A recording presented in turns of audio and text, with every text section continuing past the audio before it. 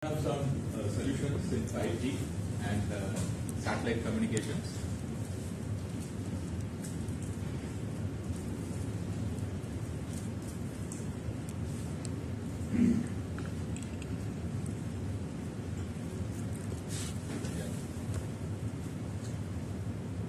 And over the last few months, we have started focusing on AI-based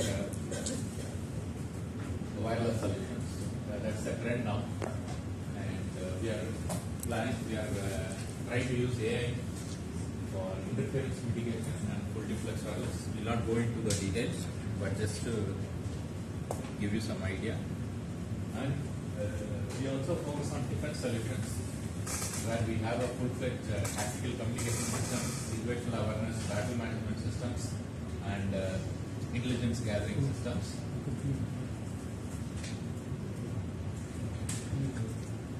And including satellite communications. Just a brief about what we do. And let's see our journey. So in 2013, bigcat was founded. We had 4 members, and we started with 5G radio solutions back in 2013 when 5G was not yet available in the market. So we did pioneering work in 5G radio solutions. And in 2016, we grew the team to 20 members. And see, what is the right team size? Can anyone say, like say for your startup, whatever you have in mind, right? Whatever would be the startup you have in mind, what you want to do, right? What do you think will be the right team size 2-3 years down the line once you start your organization? Can anybody give some numbers? Starting with 3 numbers. 3 people. Starting with 3 people is nice. Yes. And then after 2 years? 2 years, or if it's a core tech company, then it can go up to 12 people. Yeah. And if it's a service-based company, then based on the service. So it depends on the technology we are in. If it's really core research intensive, right, then it's best to have a smaller, highly expert team. But if you are in generic technology, where your aim is volumes, where your margins are low and the technology is not so niche, then you need to scale up very fast. So as an entrepreneur, right, there is nothing like the right team size. It depends on what you want to achieve, the technology area you are in, the solution you are going to provide. That determines the scale and value you bring to the customer. Okay. 2019, after 6 years, we grew to 30 people with a focus on SDR and defense.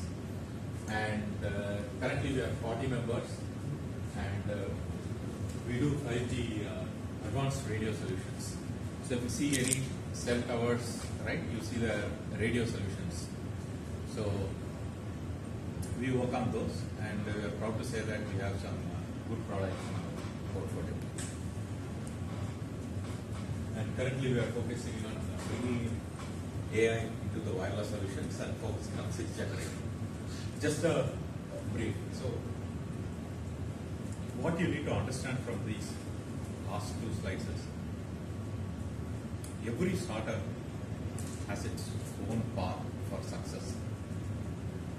You will see startups in production manufacturing that bring out products in large scale, startups that do deep tech innovation where the value comes from the intellectual property. Okay, so each startup is different, and each of your firm that you will found will be different.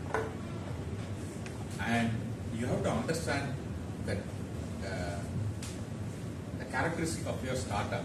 So if, for example, right, if 2 of you are starting, right, you cannot compare 2 startups. That's very important. You cannot benchmark yourself against another startup. You have to benchmark yourself against your vision, whether you are able to achieve it, and your path and financial success.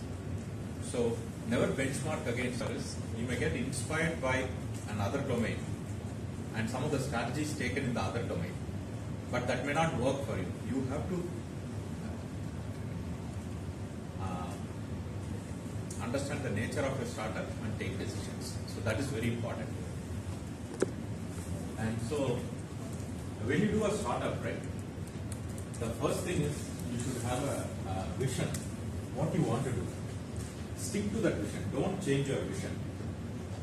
So, for example, at bigcat, right, we said we'll build wireless infrastructure solutions, and that's it. We don't do anything else. Can anyone tell why we should not change our vision?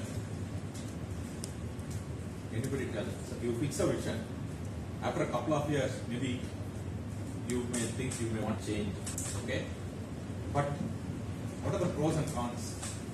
And once you have a vision, why it's good to stick to it? To avoid distractions. Distractions. Then Will be having more clarity about the space, the problems, what to you'll solve. get more clarity. Yes. We get more we start getting more expertise on that particular domain, that particular reason. Yes. This is important. One is we'll get clarity. Second is we'll become experts in that domain. And suddenly you shift the domain, right? You have to again start from scratch. So once you shift your strategy, it means you are starting from scratch and it's a new startup. So it's okay to shift, but then it means you are creating a new startup and closing the current startup. You're getting the decision, right?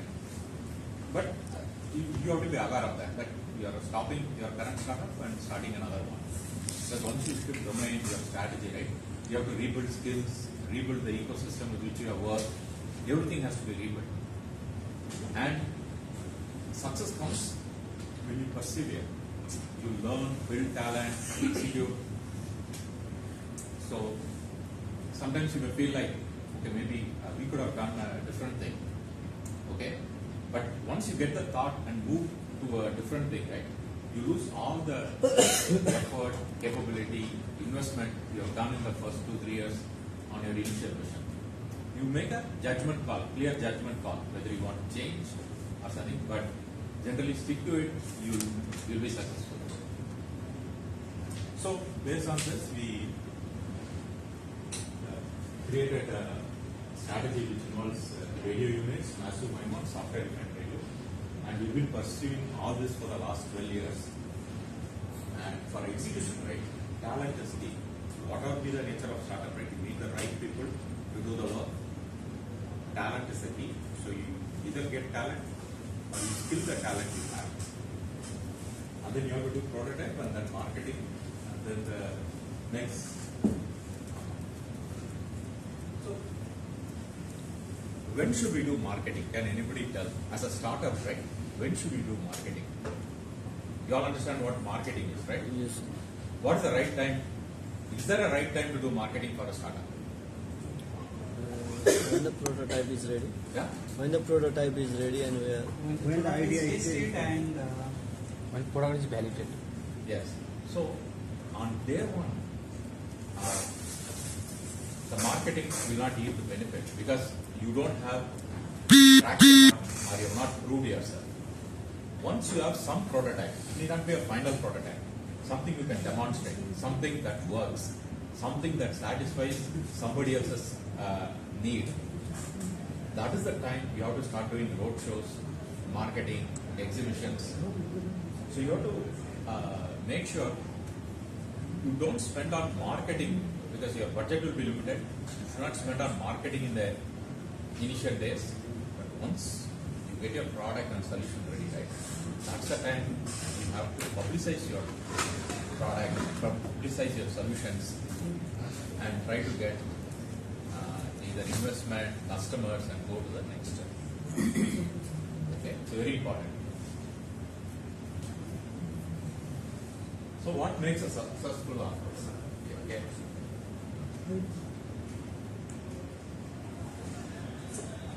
All of your students, right?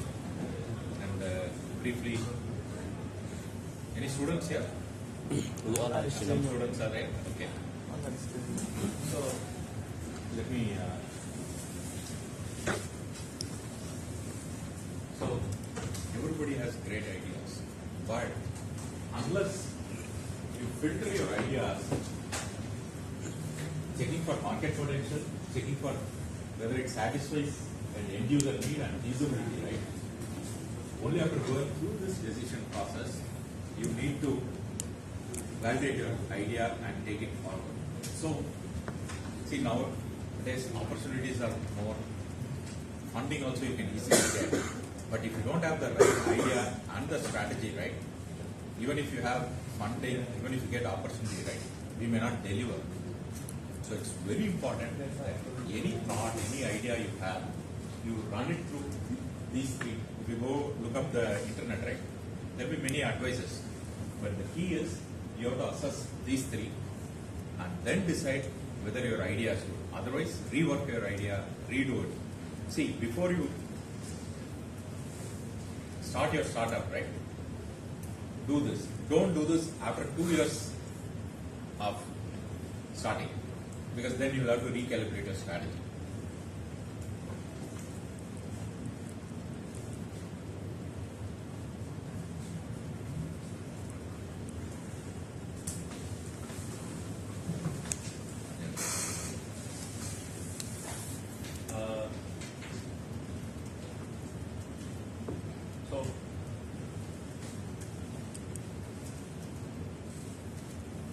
So some of your students and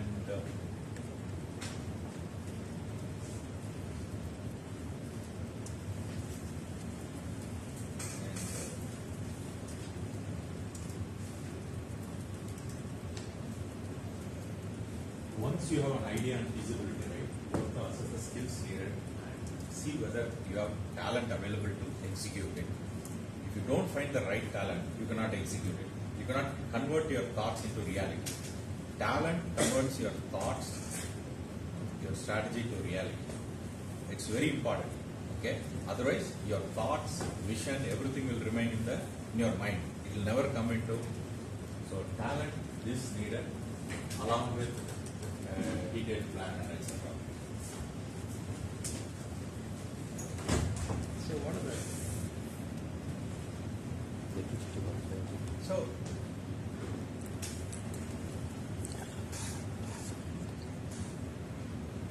how familiar are people running startups familiar with company law? So, very important actually. As a startup, right? Any company we run, right? We should be familiar with the laws of the land because we need to do a compliant startup. See, otherwise there will be some legal hassles which will prevent you from focusing on your startup and focus your energy on the legal hassles. So you may not do it intentionally, but knowing the company laws and the laws of the land is important because otherwise you will unnecessarily spend time at some point in time in your startup handling legal issues. You should also know about accounting. Accounting is very important. It's not about just revenue and profit. We should know how to manage our funds, how to circulate our funds, and lots of stuff is there in business accounting. You should have at least some overview of business accounting. And then marketing, we talked about marketing. And as a founder, right, you will be the face of the startup. You may have people to do sales and marketing, but finally, the initial set of investors, customers will come only for your face, not for your marketing team or sales team. So you need to have the ability to convince customer or potential investors, and for that you should have good marketing skills. Same goes with sales, and most important, team building. See, talent acquisition is one. You build a great team, but you have to retain the team and grow the team. And this is easier said than done. Okay. How? What's your team size in general? 8. Anybody else? 12, 10, 12, 4, 4, 10. 9. 9. Yeah, roughly 10 members, right? So, I'm sure you would have spent a lot of time guiding the team, skilling the team, so that the team implements your vision, right? Anybody having trouble with that? You are giving a thought to your team, but the team is unable to deliver? Yes, sir. Yeah, that's a common problem. You know why? Communication gap is one thing. Huh? Clarity of thought. Because the team members may not have the same level of visualization that we have. The ability to communicate our vision to them is key. Then the team will figure out how to achieve the vision. If they get convinced on the vision, that is the key. The team building is very key. And so,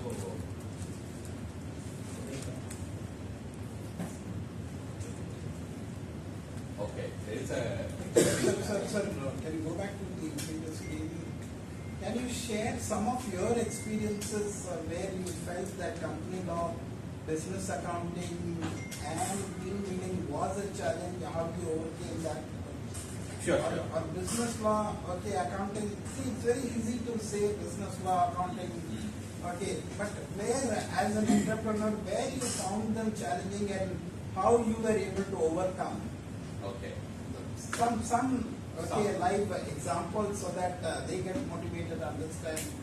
See, it's very easy to say in building, but then if there is a lot of resentment happening, not able to fulfill our commitments, right? When the company is not doing well, how can I build my team? So these are some important challenges.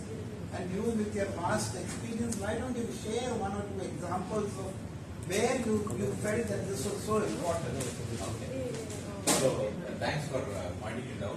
So let's dive into some examples and scenarios I faced. Okay. So we are coming to team building, right? So we are talking about team building, and bigger companies, right? They are busy with their own thing, and when they want to grow, when they want new technology, right? They come to startups. So that is where you will have to. You will be seen as an innovation driver. You drive a good ecosystem, and your market should be niche. If you do what everybody else does, right, you will not be bringing value to anybody else because you are giving the same value. And you should find your technology as a startup, because startups, we see all the technology, most of the technologies in the world have come from startups which got acquired by bigger companies. And being in the research part, right, collaboration with the academia is useful. So what was the previous slide? Ah. Yeah, technology patterns. And if you have a startup in some academic ecosystem, right, one of the main advantages is that you can have talent development and support from ecosystems and incubators. And you have access to labs and facilities which you cannot invest at the beginning. Maybe the first 2 years, right, you cannot be able to invest in creating your own labs. That's where MOUs with academia, partnership with academia will really help you take it forward.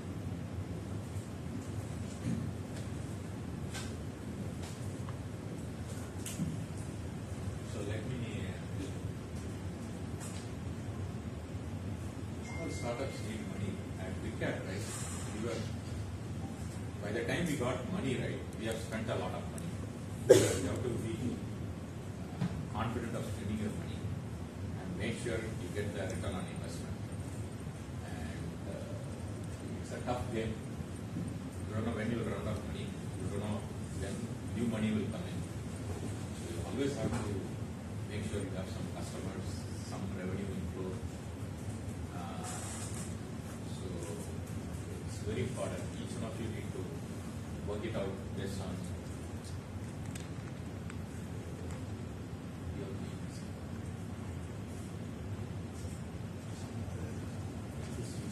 See, we are in the area of wireless engineering, and wireless engineering is took off exponentially after 4G. So technologies rapidly changed, standards evolved very fast. It took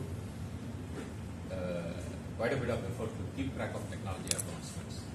By the time we develop some solution, we get the next version of the standard. And again, we need to train the team, build it. And the new era of AI, right? It's even more challenging. If you're trying to build an AI-based solution, right, you have to be on the edge of your seat. And definitely, as I said in the couple of minutes back, protect your intellectual property through design registrations, patents. That money is worth spending because otherwise all your goodwill and effort will be used by somebody else. And you'll spend more to fight it out.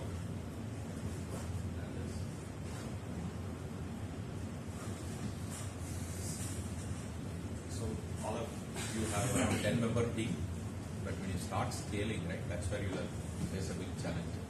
Because depending on the technology, if your technology is niche, skill building, 10 to 40, right, needs another 30 members to be highly skilled. How you will achieve it? All this you need to think.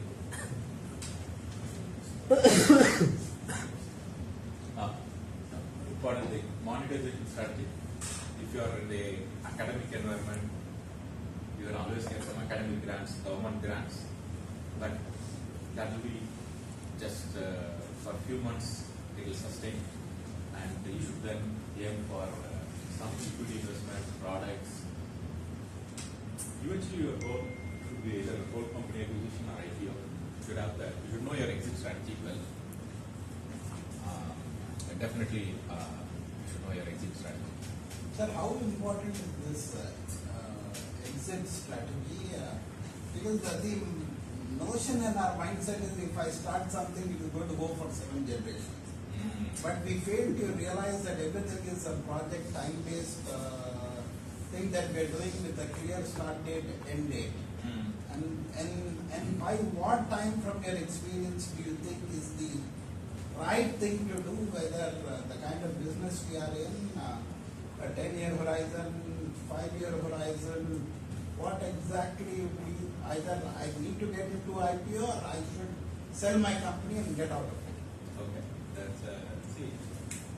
Or should I exit? Yeah. So when we mean exit strategy, you should be clear.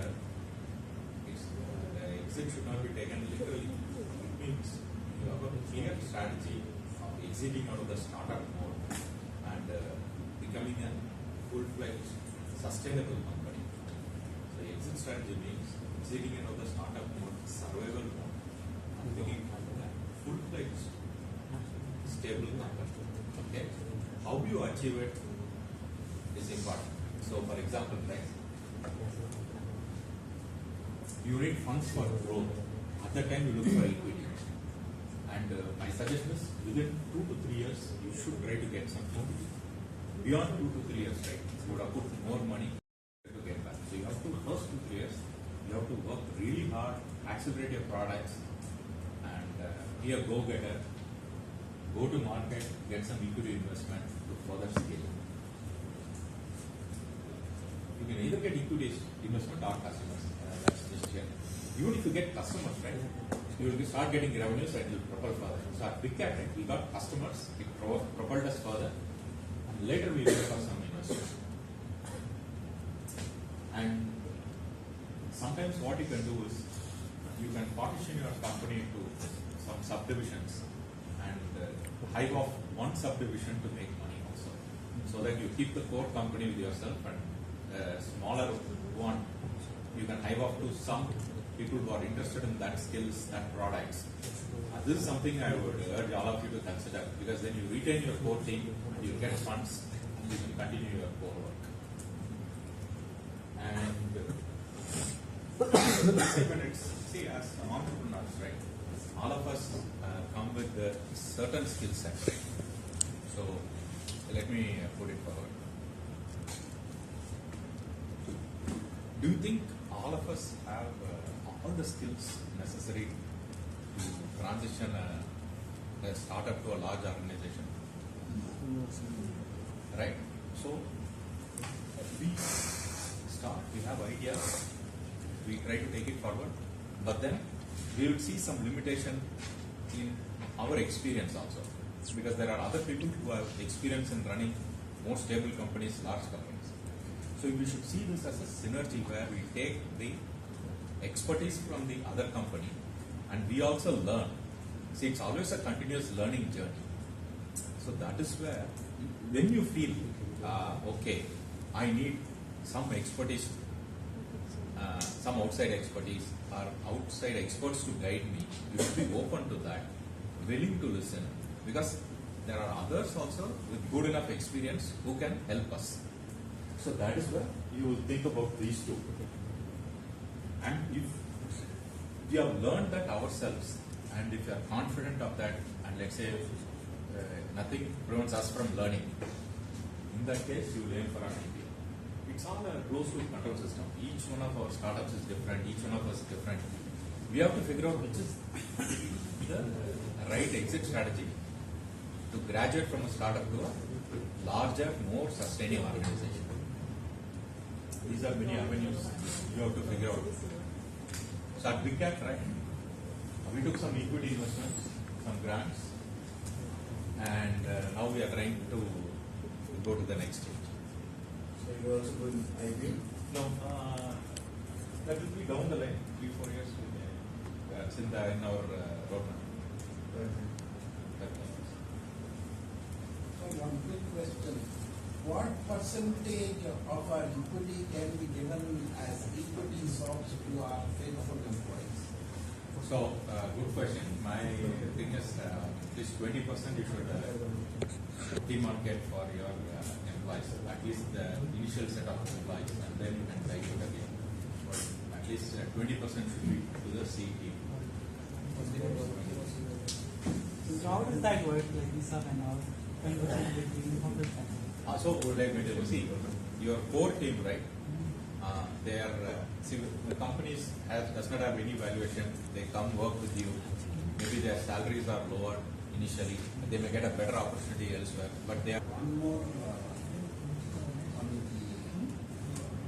funding part. How do we get VCs interested in raising funds? What should they do to raise funds? From your experience, Okay. what should my startup do to raise funds? What should be that strategy? How much should they raise? Yeah. Valuation. Valuation, right? So, How do they value their company, and what kind of investment should they raise? Did they ask you? no, correct question. It needs to be explained. See, in bigcat experience, I'll explain. We developed few products, and then we did roadshows. We participated in expos, exhibitions, and we said we have these technologies, products, and we try to get interest from others. We generated potential interest through this, okay, through these roadshows, because you put out the product in very good roadshows. It should be a highly publicized roadshows, okay, and expos. There's a lot of footfalls, a lot of other companies come in. I would say this is the best way to attract attention.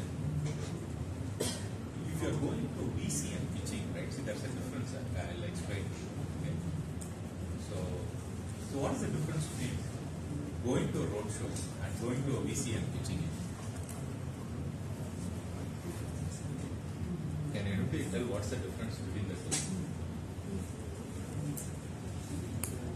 Going to roadshow means you are promoting your products or anything.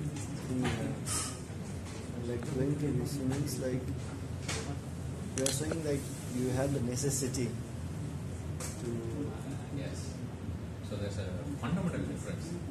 See, if you go to a VC and pitch, right, you are in need, and the VC decides whether the company is useful for him. Here you generally have lesser success rate.